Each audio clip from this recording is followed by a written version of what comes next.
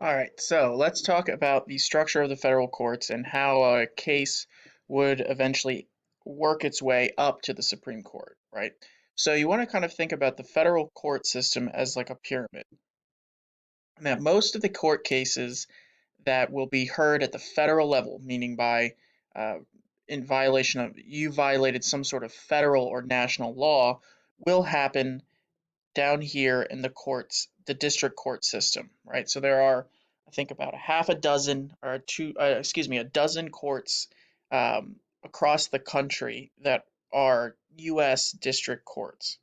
And if you violate a federal law, that is where the case would be tried. Then, if you, let's say, lost that case and you wanted to appeal it, you would go to the U.S. Courts of Appeals. And then only then would the court case make its way up to the Supreme Court, right? So the Supreme Court is a very selective court where not every case that is brought before it will be heard. So it's a very select court cases. The other courts are supposed to do most of the work, right? So the justices of the Supreme Court, as we know, are appointed by the president, confirmed by the Senate, right? There's your check and your balance. The president gets to put forward his name of the person he or she wants to appoint, but the Senate must confirm it, right? So it's a uh, both two branches of our government have to agree. There are no qualifications, so it's not like you have to be a certain age, certain education. I could be a federal judge, right? The court has been relatively white over the history of it. We've had two Black American Supreme Court justices, one Latino, and four women. The majority, or the remainder of them, were all white men. Now, norms of behavior. What I mean by norms of behavior is these are actions or ways that the Supreme Court justices engage in the public sphere that are not outlined by the Supreme Court, or excuse me, by the Constitution. It is not that the Constitution says you must do this, you must do that. These are kind of behaviors that they have adopted over time and created rules, quote unquote, rules for themselves. Right, so the judges in the court is very private. So you'll notice that if you turn on C-SPAN, you can see debate in the House of Representatives and in the Senate.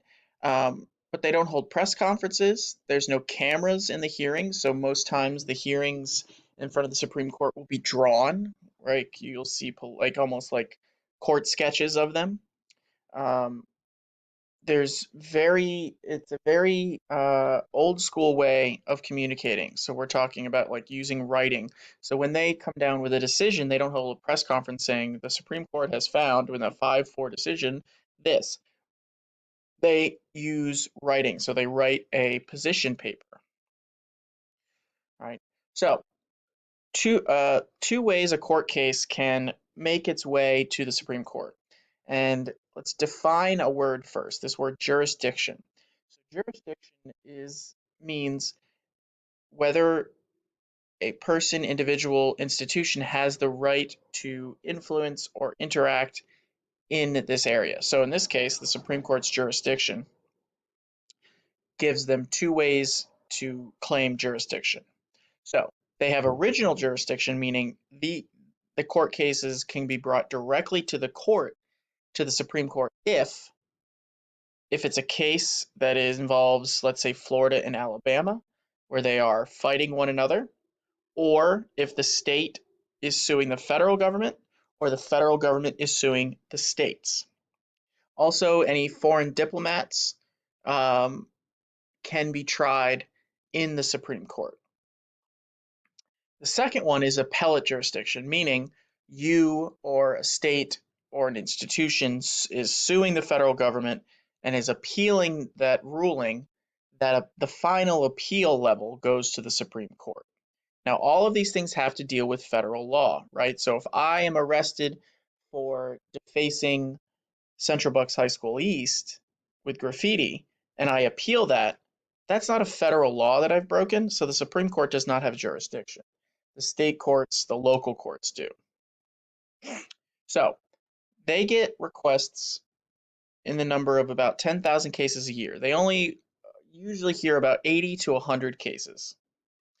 to grant the case to the Supreme Court, 4 of the 9 justices must rule to hear it. So they call that the rule of 4. So 4 justices on the Supreme Court say, you know what, this case has enough merit that I think we should take a look at it. The case then is added to the docket. If it is denied, then whatever the previous court's decision had said stands.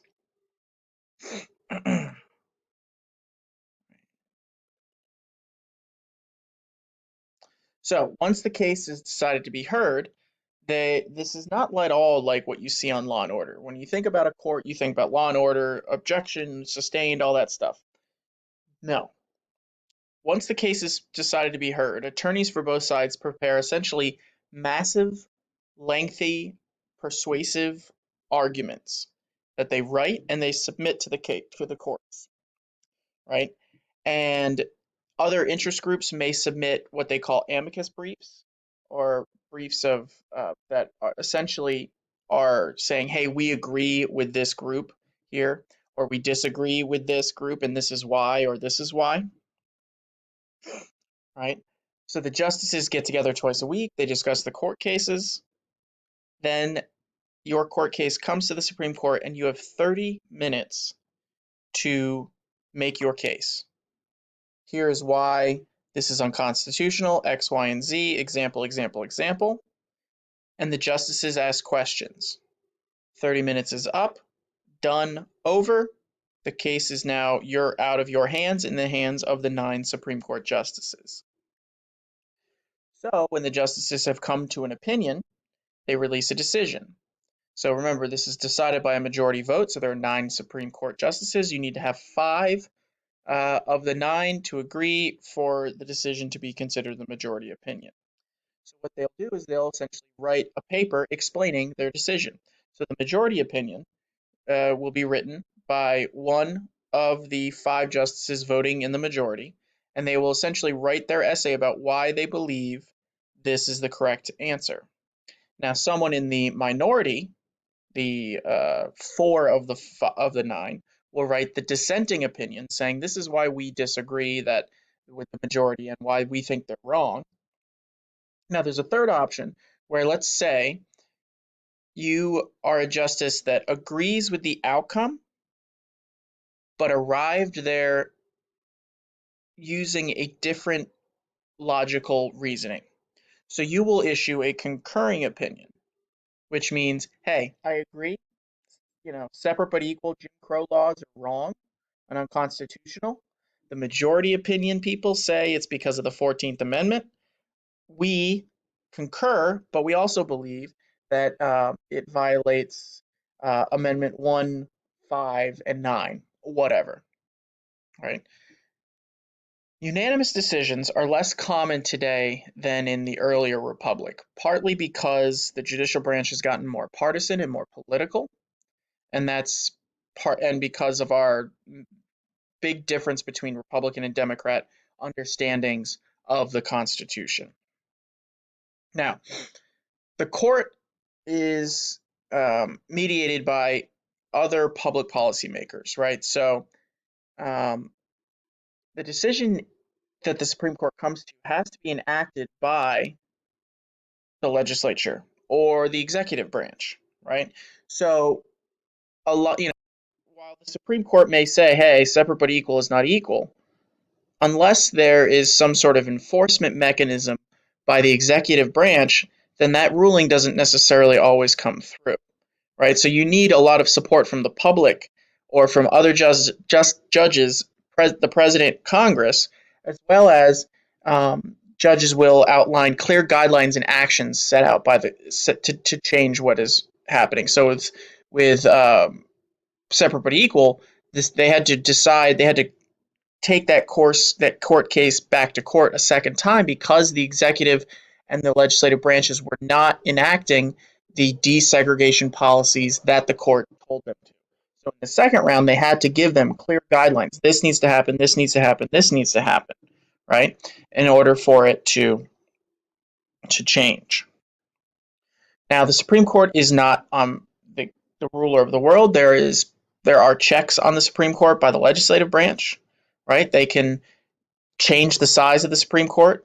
They can change the amount of federal courts that exist, right? They can amend the Constitution to change a court's decision, right? So if the Supreme Court said separate but equal is unequal, if Congress and the states had amended the Constitution to say 28th Amendment, separate but equal shall be okay, then the Supreme Court has no power over them anymore, right? So so there are checks against them. It's just they're used very infrequently.